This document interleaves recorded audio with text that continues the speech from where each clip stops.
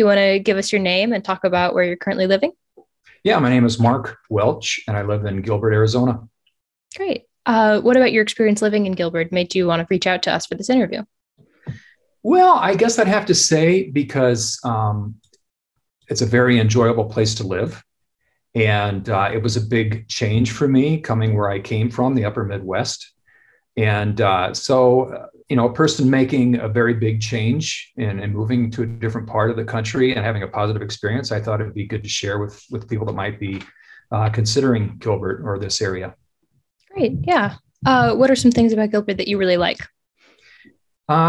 It's friendly. I lived most of my years on the Iowa-Minnesota border, also in western Wisconsin, a little bit in North Dakota, and people are generally friendly there, which I really like. And I really don't see much of a difference here.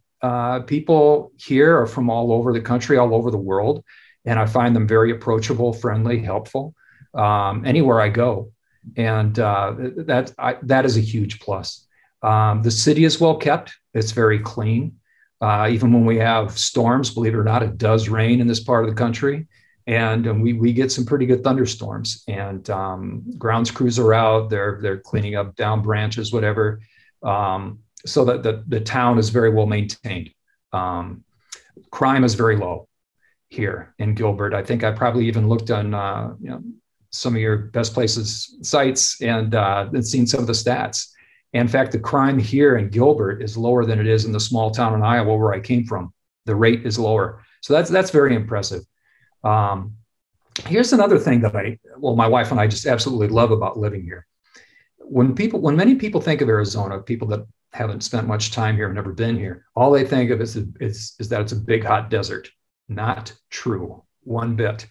The wildlife and the mountains and the pine forests are just gorgeous, and they're big. They're mostly in northern and eastern Arizona, and we go camping there quite often. In fact, we're going again next week. And well, a lot of people don't know this either, but Arizona has the largest ponderosa pine stand in the world. There's beautiful reservoirs up there that are very clean. In fact, a few weeks ago, we saw two eagles swoop down into this reservoir and take fish out of it. It's incredibly beautiful, but people think of it as just this big desert. Not true. Yes, it does get hot here in the summer. But when I compare that to how cold and brutal the winters were where I came from, it's a good trade.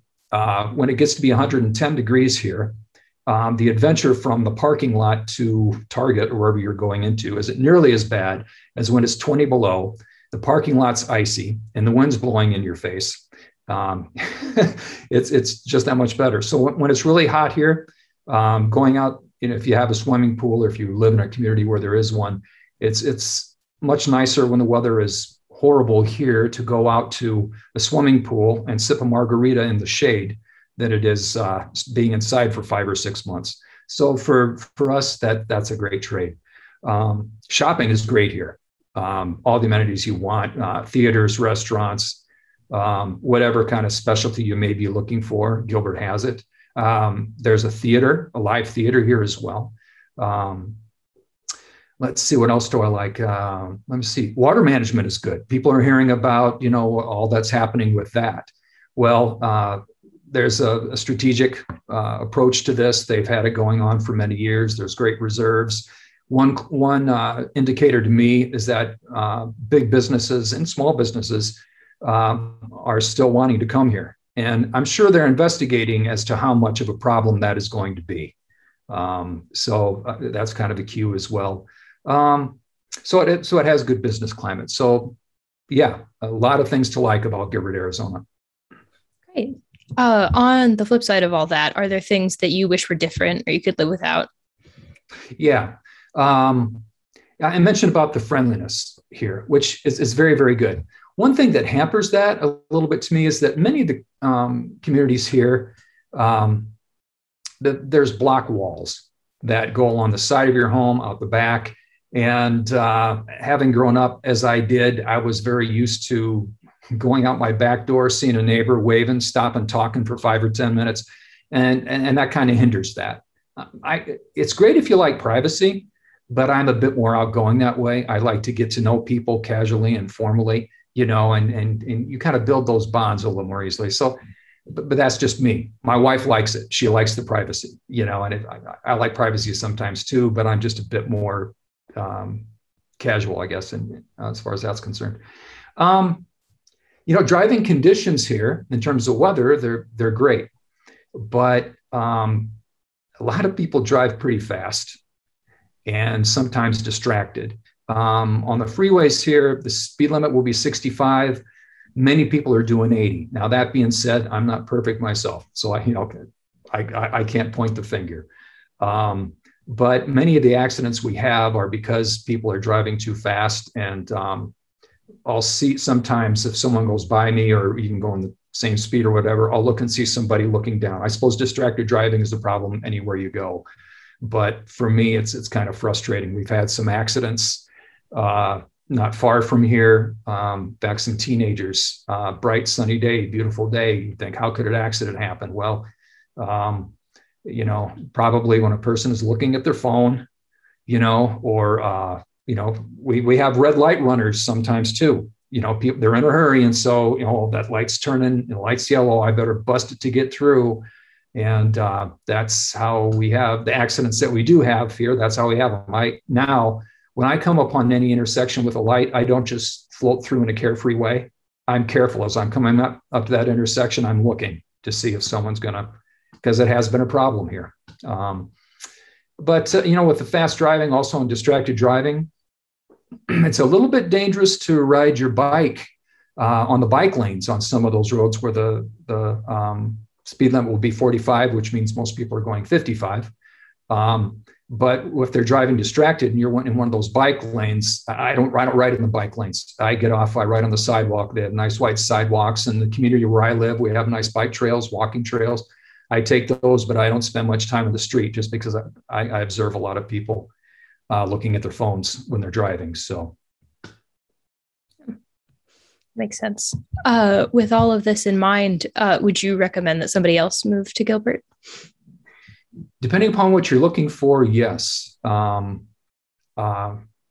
on the likes and dislikes, I guess that I put out there, I would. Another thing I have to look at is stage of life. I moved here 7 years ago. When I was in my mid 50s, and I was able to also continue my career from here because I was consulting at the time, and I was able to, with 2 large airports here, I could fly anywhere. I could get flights and go anywhere I needed to. And then I worked full time with a healthcare facility here before I retired. And so that access was very, very good. Yeah, and again, getting back to the climate here, we don't have to deal with those brutal winters anymore. And as I said, the summers, even though they get hot, they're very, very bearable. Yeah, so I would recommend it. I'd highly recommend it, actually. Yeah. So you mentioned you came from pretty far away, like mostly the Midwest. It sounded like you've lived in. What do you think your biggest move was, like in terms of just culture shock? I imagine probably the move to Gilbert, based on what you've said. Gosh, in terms of culture shock. Since the people here are friendly, it didn't really feel like a shock. And I had visited here a number of times because my oldest son moved here about 4 or 5 years before I did. And so I had visited a number of times. I felt pretty comfortable with it. And so it didn't really feel like a shock to me, I guess mostly because the nature of the people, even though they're from all over the world and all over the United States, people are every bit as friendly, I felt, as they were in the upper Midwest where I came from. Great. Yeah. So is there any move that sticks out in your mind as being particularly jarring? Any move? Like in my life, other areas I might have lived, you mean? Yeah. Or for me, it was kind of jarring. I lived in Buffalo, New York for about only for a year. And this was a long time ago. It just didn't have the community feel, the friendliness, I guess. But that's me being a Midwesterner going to the East. And so maybe that was probably more on me. I just wasn't used to people being a little bit more closed or feeling a little bit suspicious, I guess. And so that was a bit of a shock. I didn't really expect that. But other than that, since I've lived, upper Midwest, none of those moves were much of a shock. I'd have to say, okay, I went to graduate school in Grand Forks, North Dakota. I would have to say that the weather there was a bit of a shock, because it was brutally cold in the winter. I mean, raw temperatures 35, 40 below, with blizzards that would give you whiteouts. You couldn't see to the end of your car. So that was unexpected. I saw a couple of dust storms there as well in the summertime that were a bit of a shock. But I can't say enough good things about the people of Grand Forks. When I was working at the university there and going to graduate school at the university there, salt of the earth people, I'd have to say it was just climate-wise was a bit of a shock. Yeah, that makes sense. Does anything stick out in your mind about that move that is expressly positive or negative, like extreme either way? That move to Grand Forks? Mm-hmm. Extremely negative, of course, would have been those incredibly cold and windy winters. Incredibly positive. The University of North Dakota, where I was going to graduate school. I was a graduate residence hall director in the residence halls. And so I, managed a staff of our resident assistants in the halls and took care of a lot of issues that happen in college residence halls. And I was also, I was going to graduate school for counseling, and I had a family tragedy happen. We had I'll never forget this. Our first child was a stillborn son, and that happened while I was finishing my degree.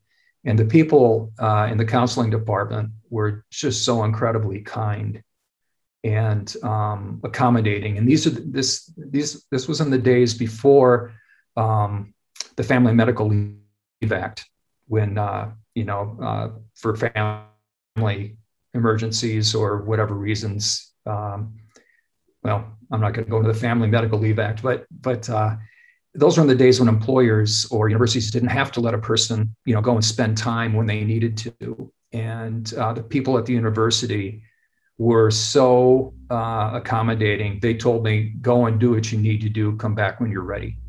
That kind of caring it was exceptional, just exceptional. Yeah. Wow, that is wonderful. Do you have any advice for people who might be making a similar move that would represent an extreme change in climate or attitude or any of that? For here in Gilbert, any advice? I would say be patient with your perceptions and your judgments, and be very open-minded, because you can have many different experiences here.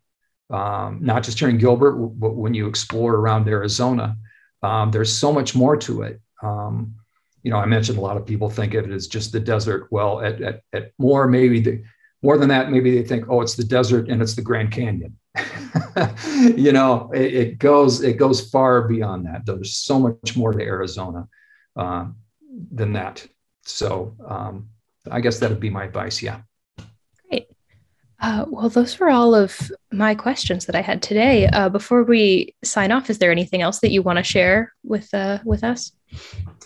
No, I guess I just have to emphasize that Gilbert, Arizona is a great place to live, whether you're young, whether you've just retired like me, whatever you're looking for, Gilbert offers a lot. And we're very happy here. And after 7 years, we're very happy that we've come here. Great. Excellent. Well, thank you so much for talking with us today, Mark. It was great to see you and to talk about Arizona and all the wonderful things it has to offer. Okay. But yeah, have a great rest of your day. It was nice meeting you. You too. Yeah. Bye.